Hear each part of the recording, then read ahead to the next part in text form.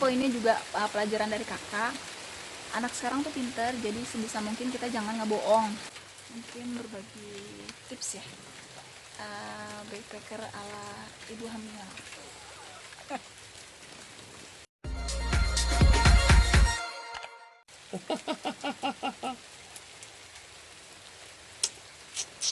Tuh ke kamar saya ngambil apaan loh? Ntar kalau ngambil kita susah mintanya loh. Pintu kamar tutup dulu. Halo, assalamualaikum. Ketemu lagi dengan Mayin di blog Inara TV Channel. Kita lagi PW. Ya, enak. Ini lagi nungguin abang Gojek. Aduh, iya bener kayaknya jelek. Wah iya bener di sini. Nih bagus nih cahayanya. Jadi sembari nunggu waktu, mungkin berbagi tips ya, backpacker ala ibu hamil. Hal-hal yang perlu dipersiapkan karena emang sedikit banyak ngebantu banget memperingan proses perjalanan meskipun jauh, jadi nggak berasa jauh. Menurut bapak apa aja? Yang pertama, baju kotor kirim ke Jakarta. Iya. Pakai paket. Nah itu dia, jadi memang biasanya kalau backpacker itu kan mobilitas tinggi, artinya kita paling enak tuh memang kalau liburan. Kalau buat kita berdua sih pindah-pindah penginapan, karena kan ganti suasana. Nah karena ganti suasana itu otomatis kita running terus. Biasanya sih paling maksimal di satu hotel tuh cuman 2 hari itu paling maksimal, biasanya 1 hari. Ini total perjalanan kita 5 hari aja itu 4 penginapan. Jadi dari pertama itu Hotel Aston, kedua itu Aquila Stay. Wah ini abang Gojeknya datang. Aquila Stay di Denpasar, lalu lanjut di sini Ubud di Bali Bohemia.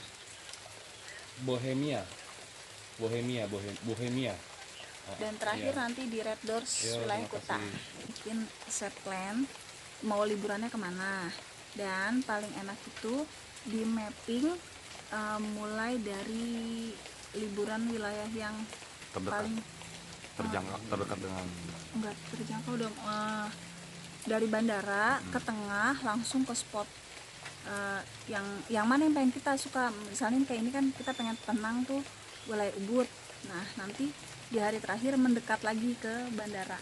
konsepnya itu intinya konsep liburannya mau apa. Kalau mau konsep liburannya tenang, berarti kita larinya ke tengah ke atas dulu. Kalau di peta Bali itu berarti ada di atas, ada di Ubud dan segala macam. Tapi kalau kita konsepnya mau modern, berarti kita cukup pusat kota aja. Nah kan dari awal kita kemari, pertama itu dari bandara langsung ke Denpasar kan tengah. Dari Denpasar kita bisa main-main ke pantai terdekat, habis itu kita lari menjauh ke Ubud. Dan nanti hari terakhir biar nggak terlalu capek, itu nanti kita stay-nya di pusat kota. Karena biasanya kalau wisata di pusat kota itu cuman wisata lifestyle, biasanya cuman mall dan kuliner, jadi nggak ada wisata alam. Terus tempat wisata juga biasanya memang belanja, lebih ke modern ya, sekalipun waterboom kayak gitulah. Sebenarnya di kota pun ada kalau buat main, jadi ngapain juga kita meski liburan keluar kota kalau endingnya mau liburannya ke mall-mall lagi. Makanya kalau mall paling kita mau beli oleh-oleh segala macem, karena itu mendingan di hari terakhir biar nggak terlalu capek. Itu pun kita milih hari terakhir di Red Doors, itu jarak sama bandara 2 km jadi terjangkau. Dan di kita nih selama di Denpasar full pakai rental motor. Nah, itu full irit banget ya. Satu rentalnya 1 hari 60.000 ya? 60.000. Motor jenisnya sebenarnya Mio, cuman kita lagi-lagi beruntung ada yang cancel ya? Ada yang cancel, ada yang penerbangannya ditunda, jadi dapatnya yang Scoopy. Jadi Scoopy itu 70.000 harusnya. Nah, harusnya 70.000. Dan kalau enaknya lagi sih, kalau mau lebih hemat lagi, itu untuk serah terima kuncinya langsung aja dari bandara, itu lebih menghemat lagi. Yes, karena taksi dari bandara ke tempat kita itu argonya lebih mahal. Tarifnya lebih mahal dibandingin dari luar bandara ke bandara. Itu lebih mahal. Jadi sarannya kalau emang mau murah meriah, rental mobil udah dipesan dari Jakarta. Nah dari Jakarta tuh kita udah ngubungin rental, mau rental mobil atau rental motor terserah. Tapi biasanya kalau rental mobil pun dia menyewakan juga untuk motor. Ketemuannya untuk serak kuncinya enaknya di bandara. Dan untuk tips selanjutnya itu ya kalau liburan itu buat main sih ganti suasana ya. Ganti suasana itu paling efektif memang ganti-ganti hotel. Keuntungannya ya refresh kondisi, terus kita jadi bisa membandingkan antar hotel. Ya, antar hotel itu fasilitasnya gimana. Dan main pun nyoba macam-macam jenis hotel.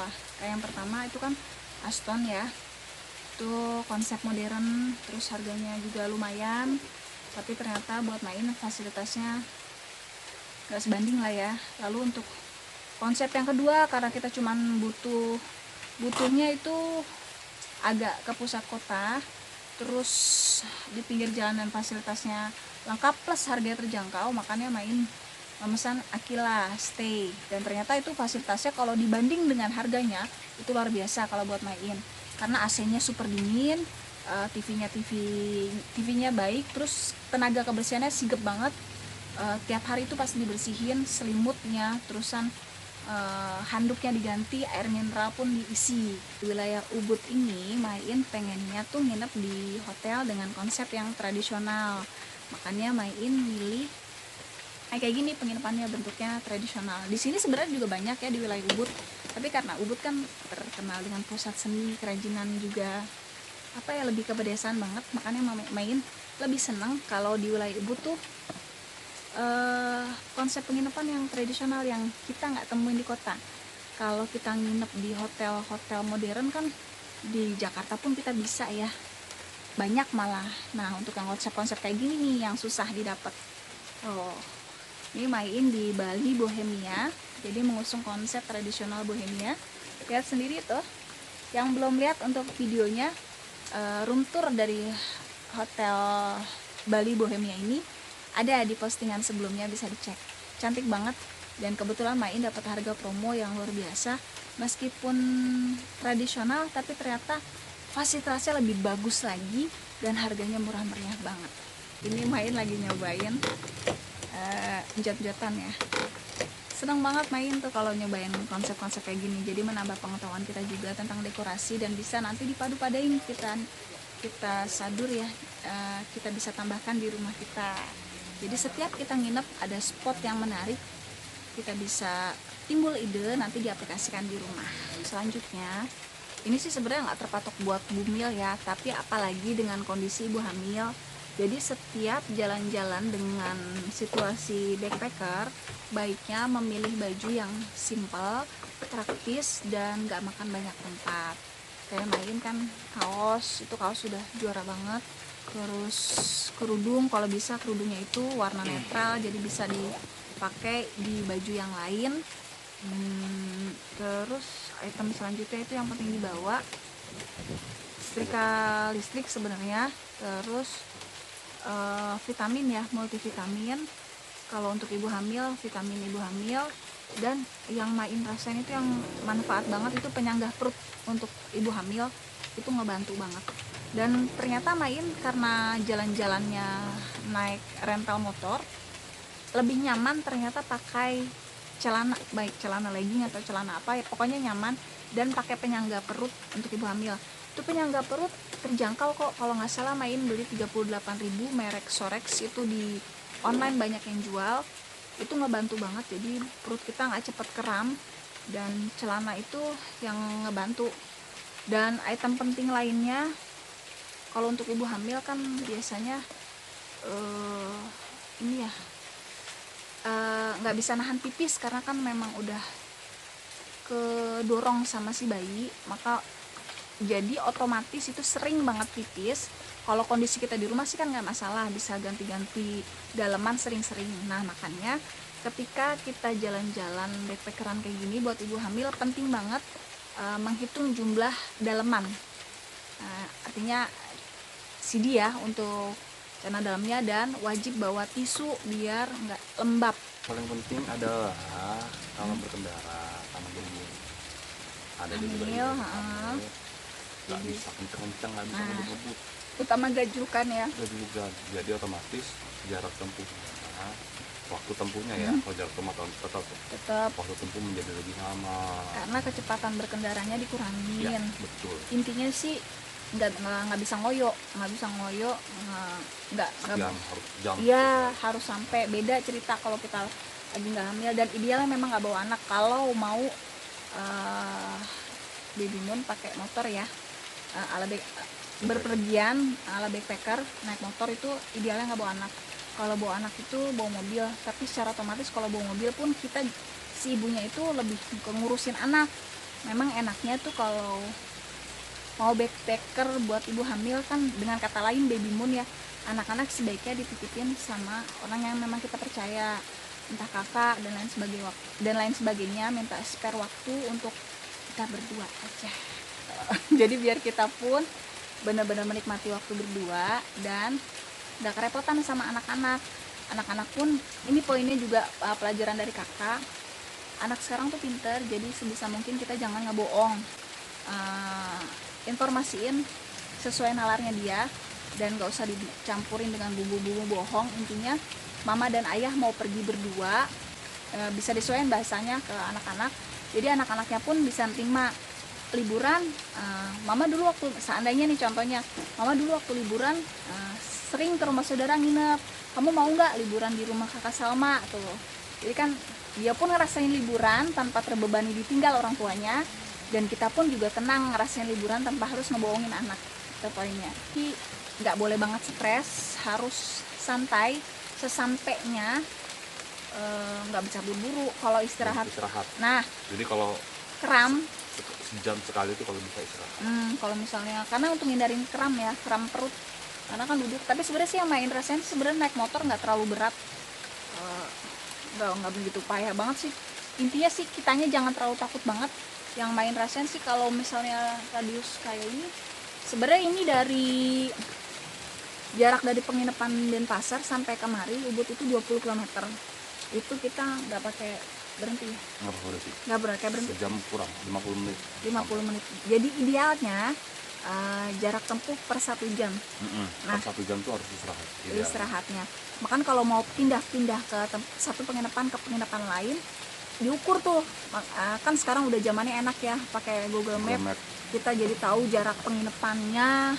Karena kita udah order duluan tuh tempat penginapannya, jadi tahu jarak penginapannya berapa lama bisa ditempuhnya. Nah, mendingan kalau memang udah lelah, istirahat bisa di pom bensin atau di Indomaret.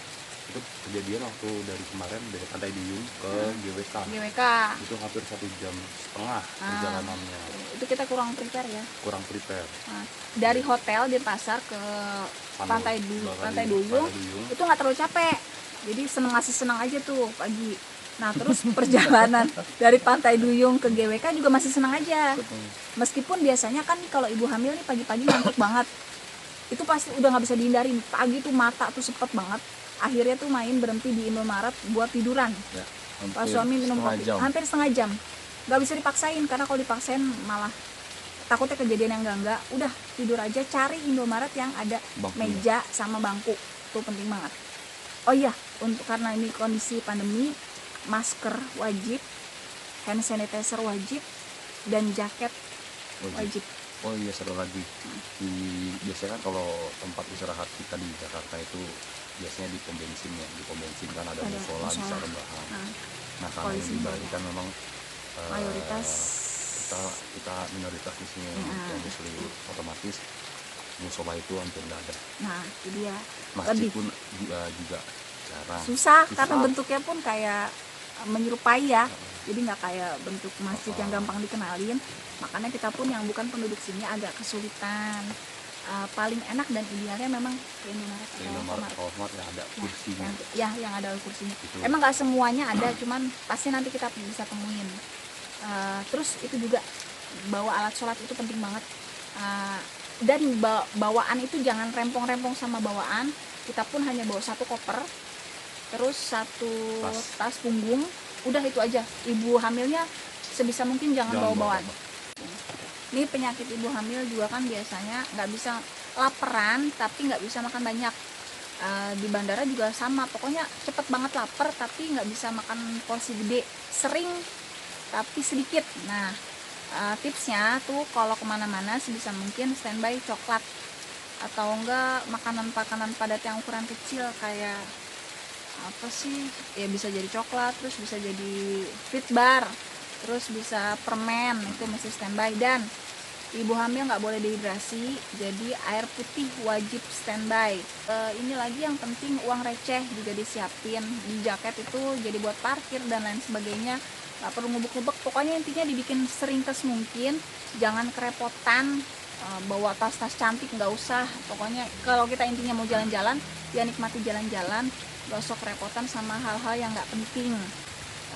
Dan apalagi saya itu lagi yang paling penting di planning.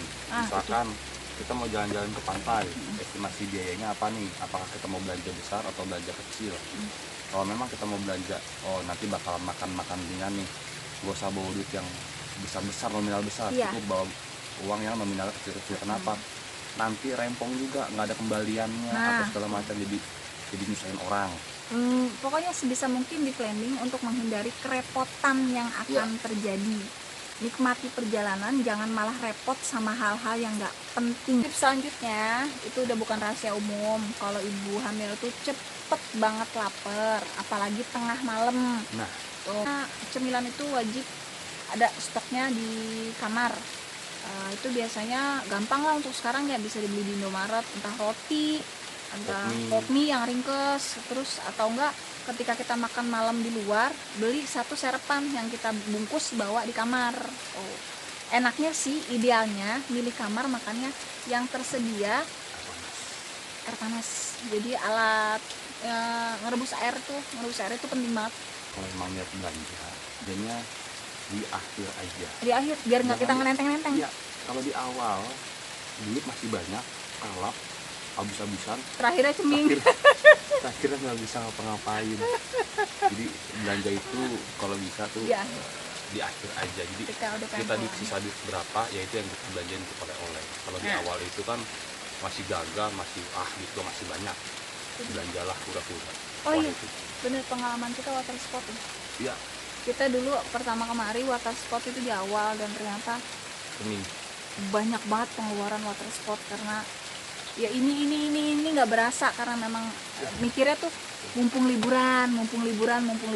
Ya, kalimat mumpung. Dan satu lagi, ketika teman-teman nanti pakai jasa travel guide, ya itu biasanya diarahin ke yang tempat-tempat yang komersil banget. Nah, makanya enak sebenarnya sih kalau liburan sih kita sendiri yang nanti nggak usah pakai travel guide, tapi terserah lagi-lagi ya, terserah kemauan, keinginan, juga kebutuhan. Kalau kita berdua sih lebih nyaman begini, lebih bisa nge-explore wilayah, lebih santai, nggak dikejar-kejar waktu, dan lebih menikmati.